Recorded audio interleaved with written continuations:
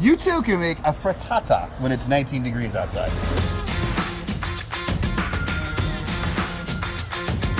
Hey, look where we are, man. We're in Logan, Utah. We're at the Camp Chef headquarters, and Dude. we're getting a factory tour. We're getting to play with all the new toys, and now we get to make an awesome dish for you on the Camp Chef. We're going to use a couple different methods today too. This is awesome. All right. Mark and I get to walk around in a giant warehouse and look at pallets and pallets and pallets of product. That's good. And Thanks, there are bud. more grills. So today we're gonna make a chorizo and potato frittata. We're gonna use the SGX pellet grill with the Sidekick attachment for the frittata.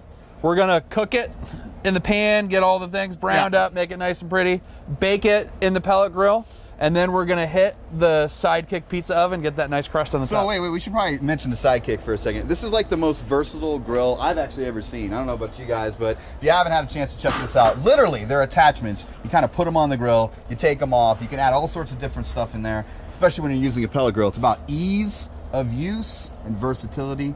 Crushes it. Now, I know I'm not trying to make this a commercial, but man, I love these things.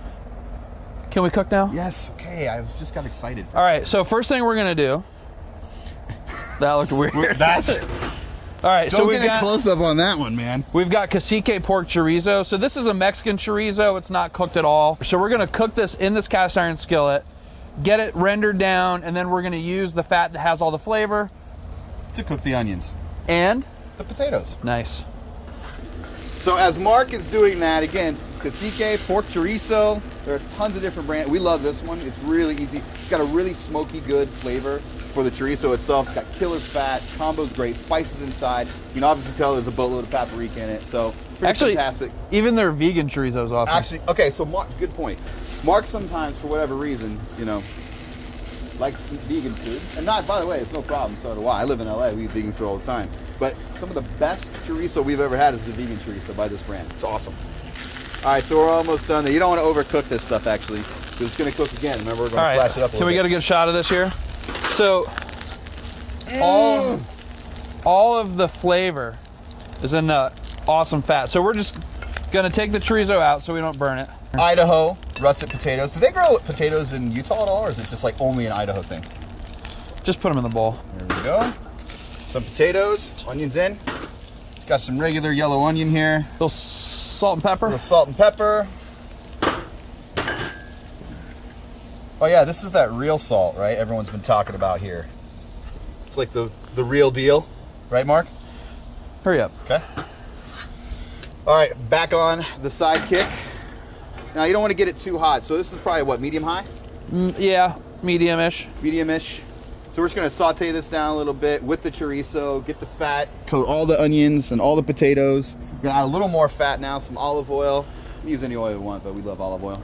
You want to scramble the eggs with salt, pepper, and the parsley? Man, I'd love to. All right, so we got 6 farm eggs here.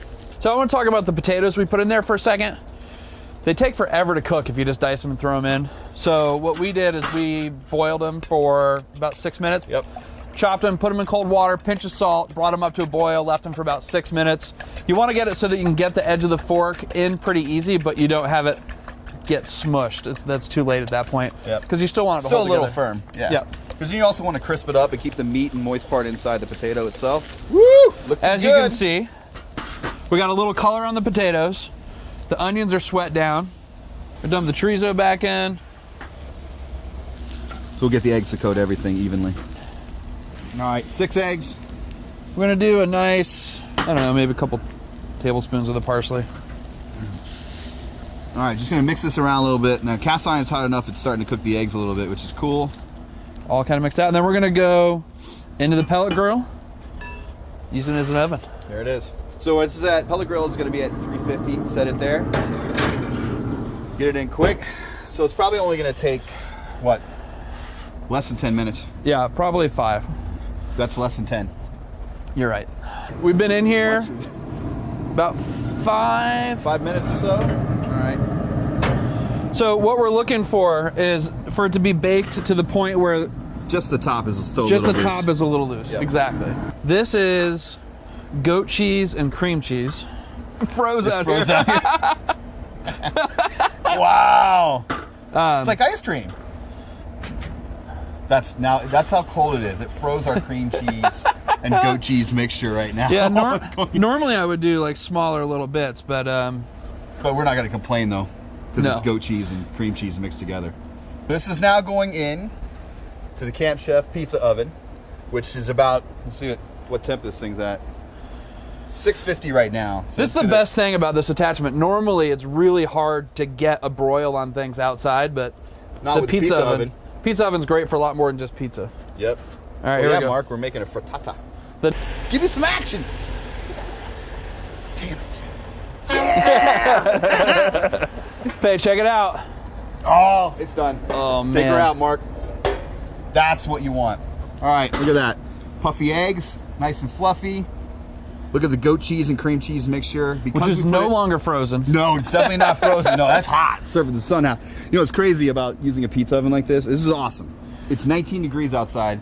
We just basically replaced the broiler / salamander, whatever, with a pizza oven / the top of this thing. So a lot of people ask us, why does our food at home not taste like it does at a restaurant? I know. Go. Well, you go first. Okay. He doesn't know. Restaurants season their food before they cook and after they cook. So it's super important. So we have the cream cheese with the goat cheese on there. It's super creamy, rich, and delicious. This is Queso Fresco, which is really salty. You can find it in the cold case section in the supermarket. Yeah, so it's Mexican little cheese. garnish there. Here it's sizzling. Yeah, sizzling, hitting the side. A little bit of fresh herbs. Got some flat leaf Italian parsley.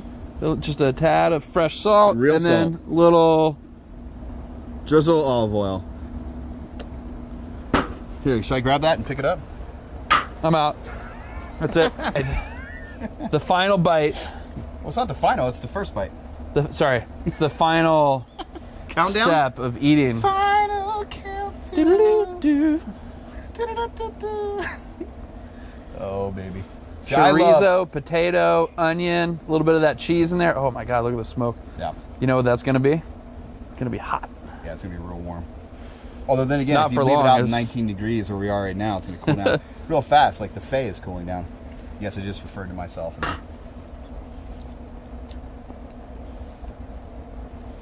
Yeah. Oh man, that's good. I gotta go again. Sorry. Give us a second.